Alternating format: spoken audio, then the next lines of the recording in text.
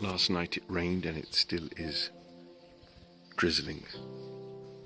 I think the journey ahead will be good because it's cool, but will be a little risky because the ground will be no doubt slippery and the grip on my tyres is close to non-existent.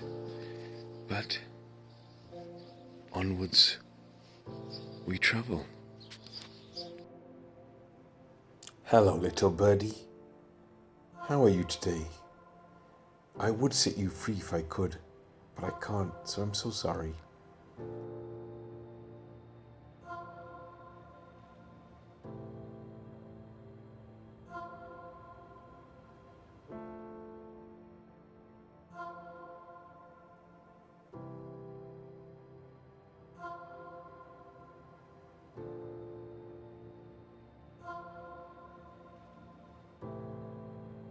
Breakfast is just an array of wonderment. I mean, there's more jams here that you can get in a supermarket. And that's my plate so far. Just need a couple of eggs. So folks, Cappadocia, we bid you goodbye. And it's a nice day today because it's rained, it's cool. It'll be a great day to actually commit to a hike and walk around Cappadocia.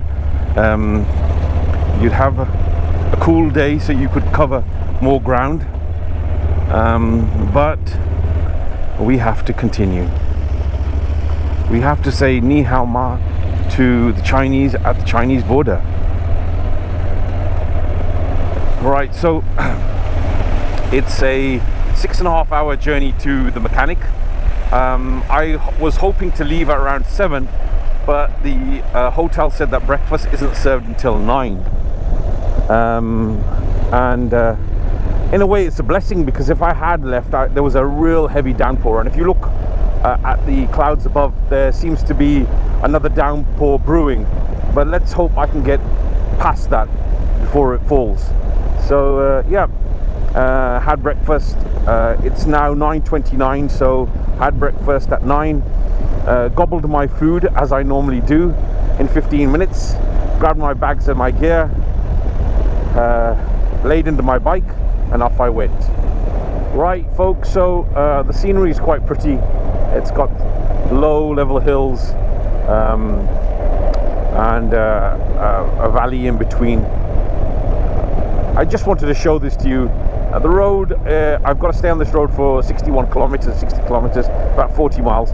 It's not a great road, it's very bumpy, but we go at a steady pace, so it shouldn't be too difficult to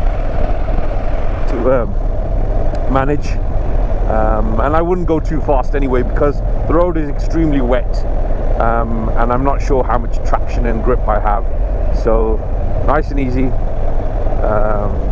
Probably end up being a 7-hour journey to my next destination, but that's the way the cookie crumbles. Right now I could do with a cookie. But on a serious note, guys, I just wanted to say I'm being careful of what I eat, even though I have these great breakfasts on offer, because I'm doing this for Save the Children and Orphans in Need, and I know they don't get magnificent breakfasts like this. I'm trying to, and I know it sounds a bit silly and stupid, but I'm trying to relate to them by eating very little. So I only have breakfast. I thought I would have a sandwich in the evening, but I'm not getting that sandwich, so it's just breakfast, and then at night I'll drink water and go to sleep. And that's how I'm surviving, on one meal but lots of liquids. Only because I want to relate, as I said before. And I think a lot of people don't realize that there are people around the world who are hard pushed to get 1 meal a day, let alone 3 meals a day. Anyway, all I wanted to say. It's now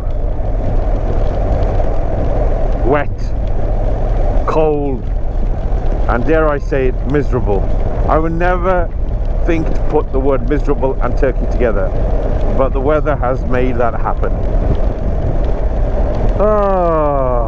What can we do? Nothing. Just complain. Guess that's the British in me. But also, the British in me suggests that I need to lift my chin up and move on. Let's go forward and not care about the toil and trouble we'll face on the way. British spirit. Maybe. I'm entertaining myself just to keep myself awake.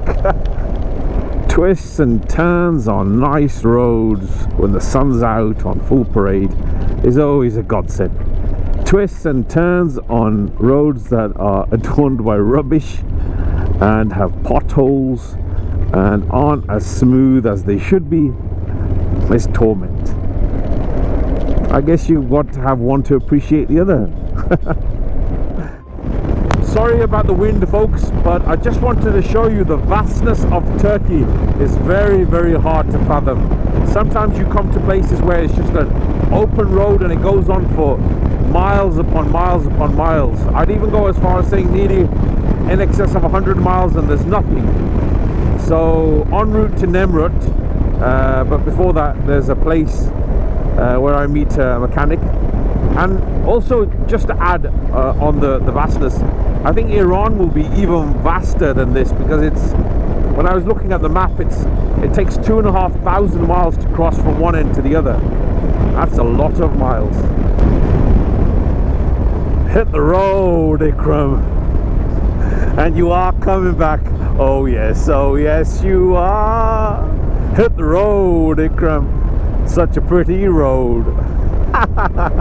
Look at those mountains with snow in their folds.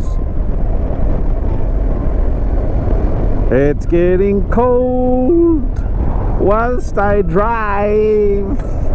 I'm shivering like a jelly. But what can I do? I need to go on. So shut up and ride. Absolutely beautiful. I want to stop and take it all in, but I can't.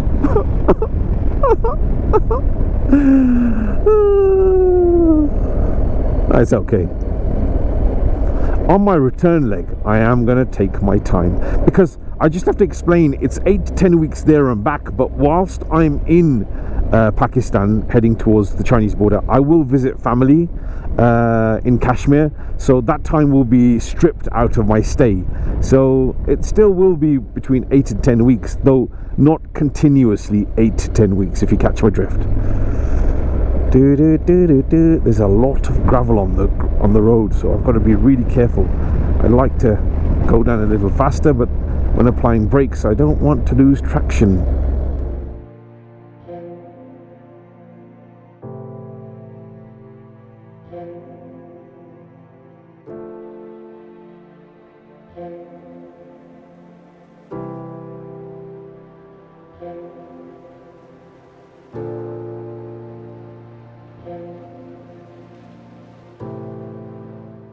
Guys, that's my panniers off and my roll bag and my tank bag, and these are goodies that a biker just salivates over, and that is a new Africa Twin, and I'm going to swap my bike and take this instead. I'm only joking, I'm not, but I want to show you this.